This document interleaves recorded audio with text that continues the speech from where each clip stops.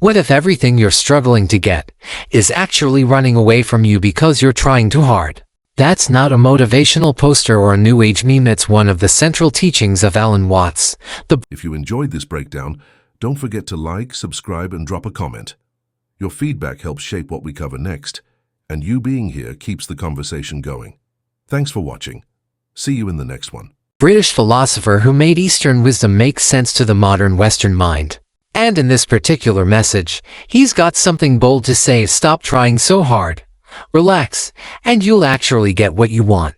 Sounds backwards, right? But that's the paradox. According to Watts, the more you chase things like love, success, or abundance out of desperation or lack, the more they slip through your fingers. Why? Because you're operating from fear, control, and force energies that repel what you're trying to attract. Instead, Watts says the key is this: trust, stillness, surrender. He doesn't mean laziness. He's not saying you should do nothing and hope a mansion falls into your lap. What he's actually saying is way more radical. When you stop resisting, when you align with the natural rhythm of life instead of fighting it, things just flow to you. And the wildest part, you don't even have to know how. This is the shift Watts talks about constantly. The difference between effort that's grounded in fear and movement that's aligned with nature. Because life at its core doesn't force, it flows. Look at nature. Flowers don't strain to bloom. Rivers don't push themselves forward. They're simply in motion and folding on their own time. That's the rhythm Watts invites us to join. But most of us, we've been trained to sprint, hustle harder, be in control, don't let go. And so we tense up. We try to micromanage every outcome. We act out of fear that if we don't push, nothing will happen. But here's what Watts flips on its head. That very tension is the thing blocking the outcome. He says that inner alignment, being calm, being present, being open isn't just a luxury. It's the requirement for anything real to manifest. Because when your energy says I don't have this, the universe mirrors that. Desperation screams lack. But when you soften, when you're still, when you trust, that's when things start to move toward you. This isn't spiritual bypassing. Watts isn't telling anyone to sit in a field chanting until their problems disappear. He's actually drawing attention to something deeper, that the frantic chase we're on is usually rooted in fear, and fear creates resistance. So letting go doesn't mean giving up. It means surrendering the illusion of control and moving with life, not against it. Stillness, according to Watts, isn't passive. It's one of the most active states there is. It requires attention, awareness, the courage to not fill every silence, to not force the next step, to not overcompensate out of anxiety. In stillness, we actually hear ourselves. We feel into clarity. We reconnect with the part of us that already knows what to do but only speaks when we're quiet enough to listen. That's why Watts saw relaxation as a superpower. When you're relaxed, you're receptive. You notice opportunities you'd normally bulldoze past. You respond rather than react. You align rather than chase. And that alignment, it changes everything. Because when your thoughts, emotions, and actions are in sync, when you feel whole, your desires stop feeling far away. You don't need to grab or grip. You become a magnet instead of a hunter.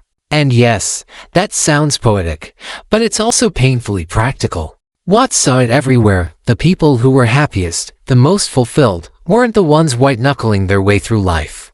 They were the ones who trusted, the ones who stopped fighting the current. But surrender is terrifying.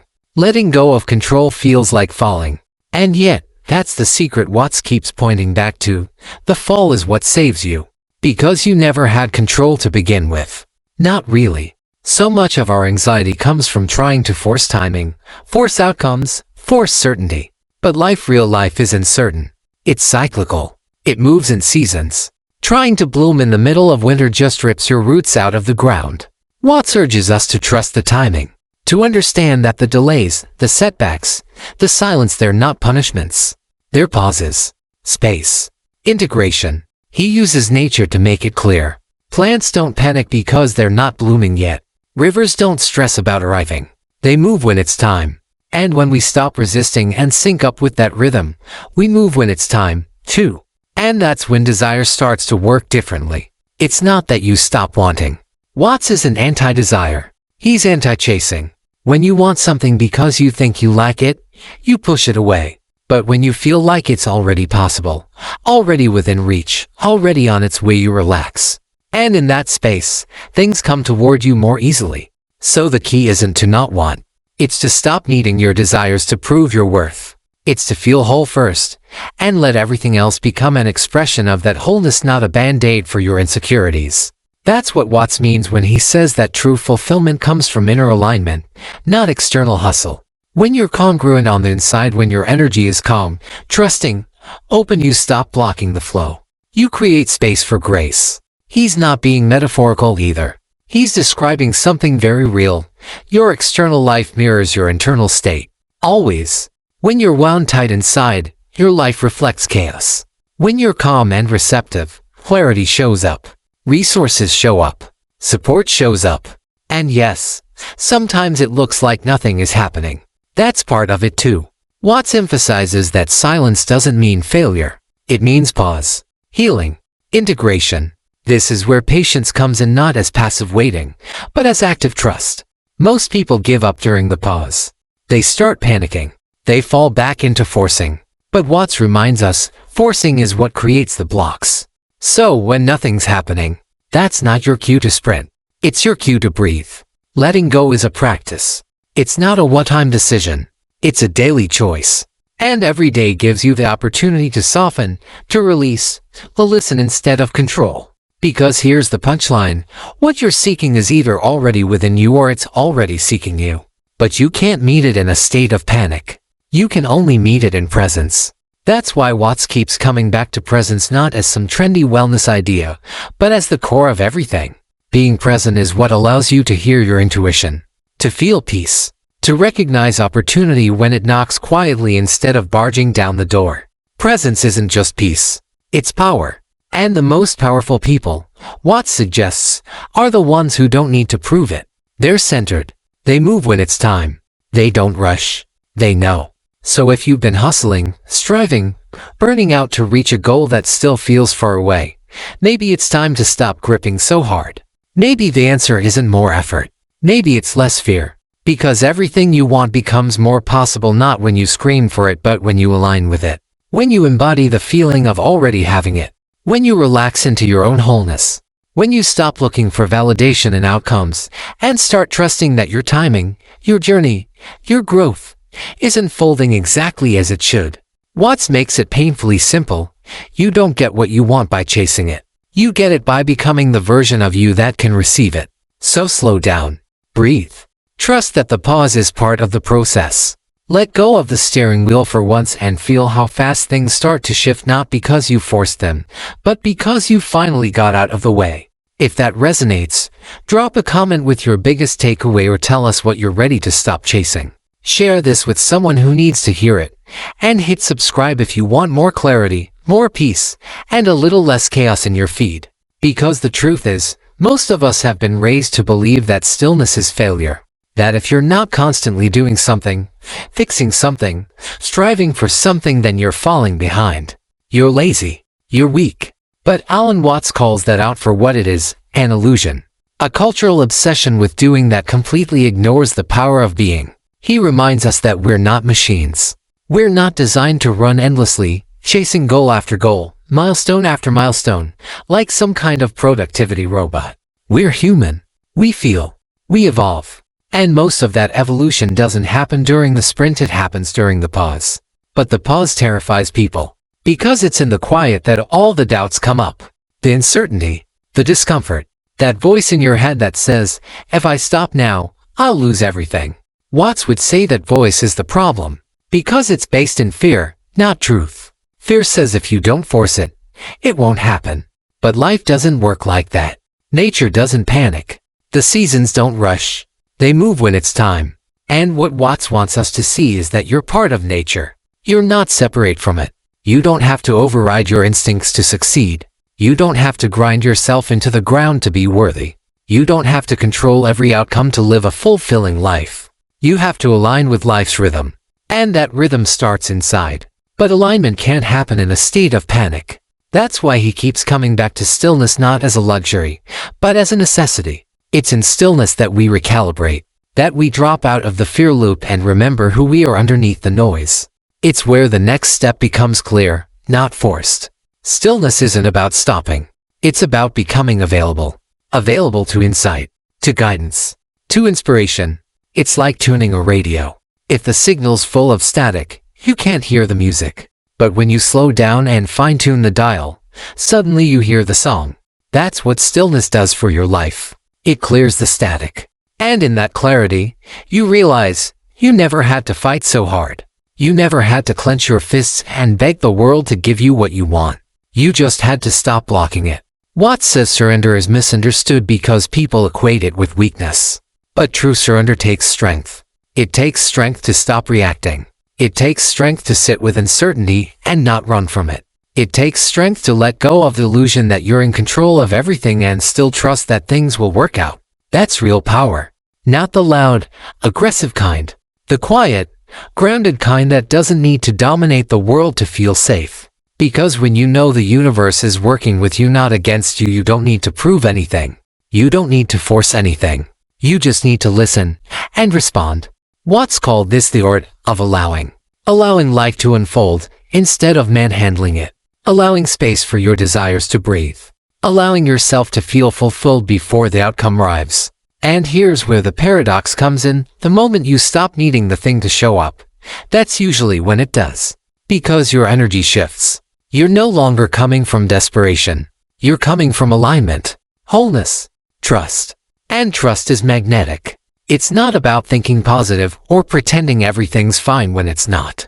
It's about recognizing that your state of being matters. That your internal world is not some side project, it's the engine behind everything else. You don't manifest what you want. You manifest what you are. So when your thoughts, feelings, and actions are aligned, when you feel whole without the thing you're chasing, that's when you become truly open to receiving it. Not because you tricked the universe, but because you stopped blocking it with fear. Watts was brutally honest about how much we overcomplicate things. He said most of us are caught in a loop of trying to control what cannot be controlled and ignoring the one thing that can be shifted, our internal alignment. You can't force timing. You can't force people. You can't force outcomes. But you can change your relationship to all of that. And that's where peace begins.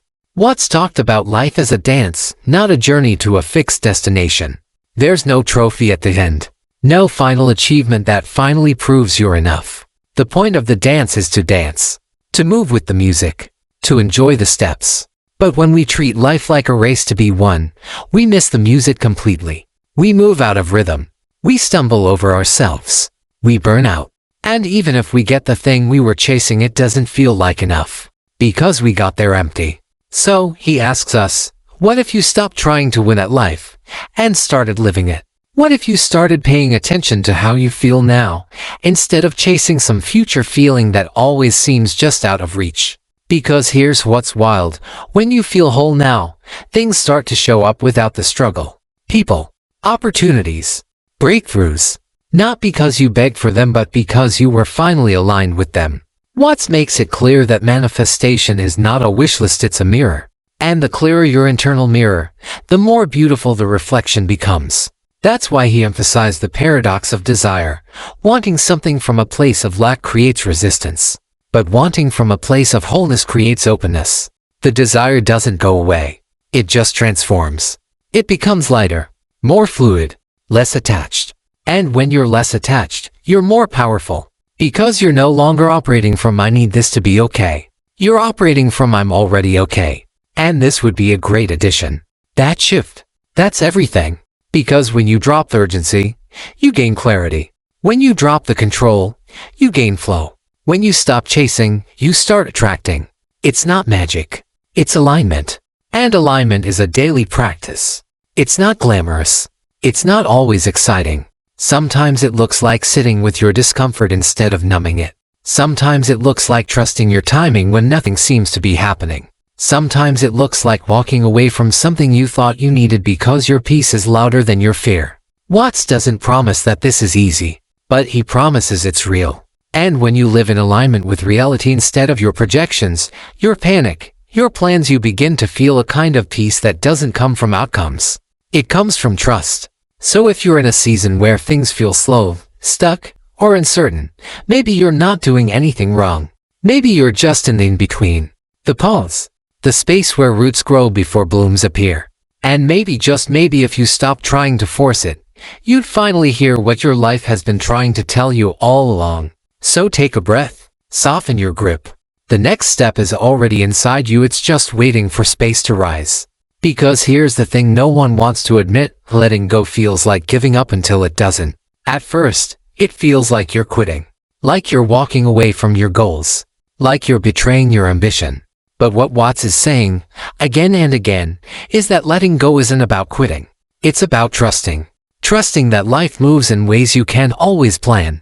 That your worth isn't defined by how hard you fight for something. And that sometimes the best move forward is stepping back. And yeah, that's hard to sit with. Especially in a world that rewards exhaustion and calls it hustle. That glorifies control and calls it power. That teaches you to chase every dream like it's your last shot at happiness. But Watts is offering something radically different. A quieter path. A more honest one. One where you don't bulldoze your way to success but open to it. One where your energy, not your effort, becomes the driving force. He's saying, what if your life doesn't need fixing? What if it just needs space? Space for grace. Space for timing. Space for alignment. Because constantly fixing, constantly tweaking, constantly doing, that's not flow. That's fear disguised as productivity. And that fear, it creates static in your system. It drowns out intuition.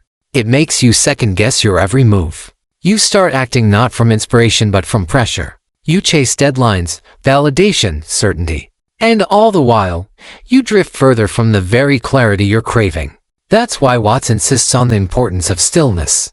Because stillness isn't just rest. It's recalibration. When you're still, you start to hear what your body's been trying to tell you. What your heart's been whispering under the noise. You begin to feel where the tension is. Where you're forcing. Where you're out of alignment. And once you see it, you can stop gripping it. That's what surrender really is, the courage to stop fighting what's already true. It's not resignation. It's recognition. It's saying, okay, this is where I am. This is what I feel. This is what's real right now. And from that place of truth, now I can move.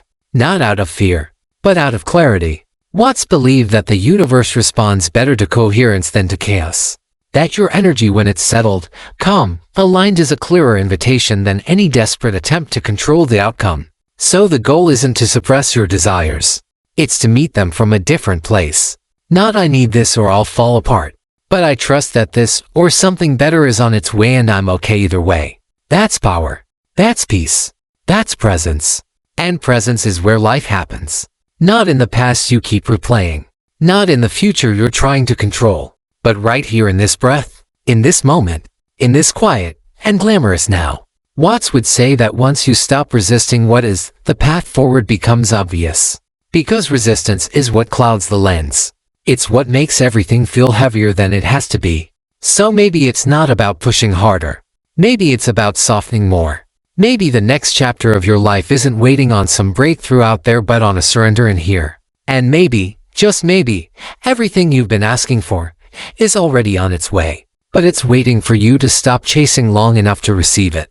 If this resonated, hit that like button and let it be a signal to slow down today. Share it with someone who's been stuck in the grind. And leave a comment. What's one thing you're ready to stop controlling? What's one area of your life you're finally ready to trust? And if you want more honest, soul-hitting breakdowns like this, subscribe. You're not alone in this journey. And sometimes the reminder you need most is that it's okay to let go.